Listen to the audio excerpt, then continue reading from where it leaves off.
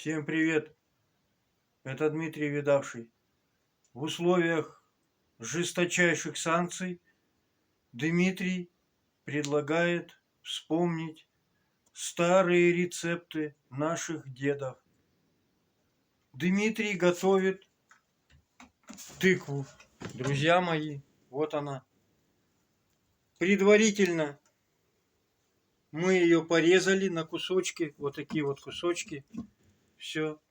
Семена удалили на 150 градусов и до готовности.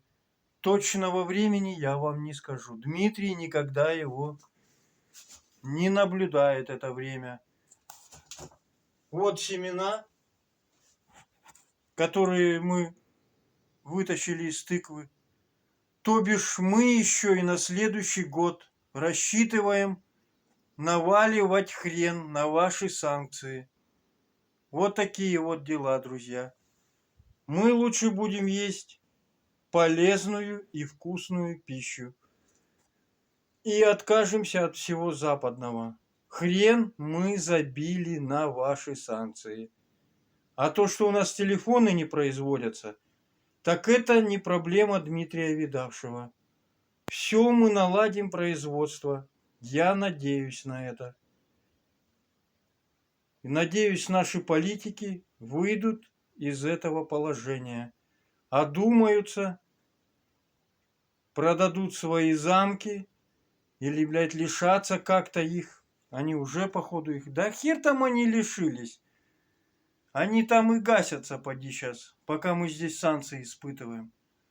Короче, мы переходим на тыкву. Вот так вот.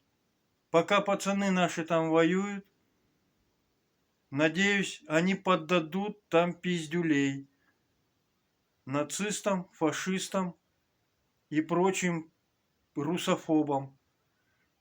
А вас, украинцы, я спешу заверить, что наши пацаны, они мирное население трогать не будут. Вы вспомните памятник, где русский солдат выводит девочку немецкую из руин. Поэтому вот наши солдаты, скорее всего, в этом образе представляются, нежели в том, когда убивают мирных граждан пачками и закапывают в землю. Так что вы русских солдат не бойтесь. Они даже пьяные будут, но вы не беспокойтесь. Мирное население мы трогать не будем.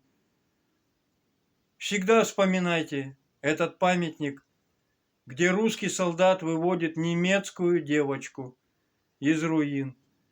На этом все. С вами Дмитрий Видавший. Мы прорываемся на тыкве. Вот такие дела. Санкции нам по барабану. Вот наше слово простого народа. Вот такие вот дела.